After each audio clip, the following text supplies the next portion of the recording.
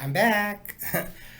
One more story for today, and I'm thinking that maybe we should start doing a chapter book tomorrow and some story times. One of my favorite, Swimmy by Lionni. Miss L, the art teacher, would love all the art in this. It's very cool. It's a lot of stamping and pressing. I think back here they might have even used like a plate and pressed down to make a stamp. So, kind of some cool techniques with painting. So, Swimmy by Lionni.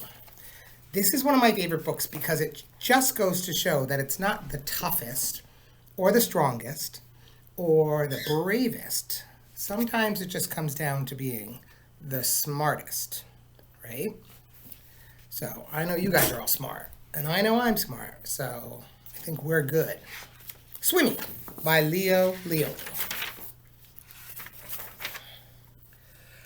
A happy school of little fish lived in the corner of the sea somewhere. They were all red. Only one of them was black as a mussel shell. He swam faster than his brothers and sisters.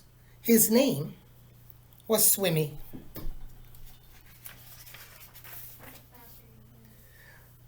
One bad day, a tuna fish, swift, fierce, and very hungry, came darting through the waves. In one gulp, he swallowed all of the little red fish. Only Swimmy escaped. There he is. He swam away into the deep, wet world. He was scared and lonely and very, very sad.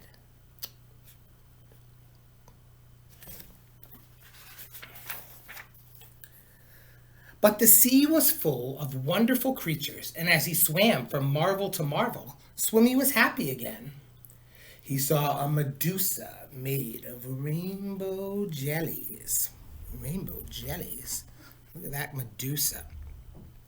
You guys have ever been to Gooseberry in the summer or First or Second Beach? You see those in the very end of the summer. Sometimes you'll see those big, big jellyfish that come up. Yikes. And they sting like a bee. Ouch. A lobster who walked like a water moving machine. Whenever they're like, right? Lobster. Delicious and fun to look at.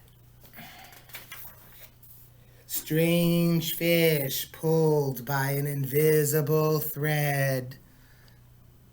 I always think at the aquarium, this really big silver fish that just seem to follow each other. Like they have no brains at all. Yikes. A forest of seaweed growing from sugar candy rocks. If you've ever seen candy rocks before, that's exactly what they look like. It's kind of colored with some patchiness to them. An eel whose tail was almost too far away to remember.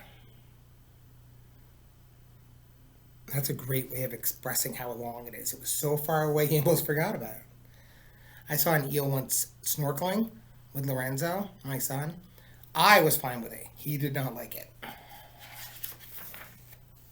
And sea anemones who looked like pink palm trees swaying in the wind. Then, hidden in the dark shade of rocks and weeds, he saw a school of little fish just like his own. "Let's go play and swim and see things," he said happily. "We can't," said the little red fish. "The big fish will eat us all." "But you can't just lie here," said Swimmy. "We must think of something." So there they all are, hidden away in the rocks. Swimmy thought, and he thought, and he thought. I bet you his puzzler got a little sore there, huh? And suddenly, he said, "I have an idea. We are going to swim all together like the biggest fish in the sea." He taught them to swim close together, each in his own place.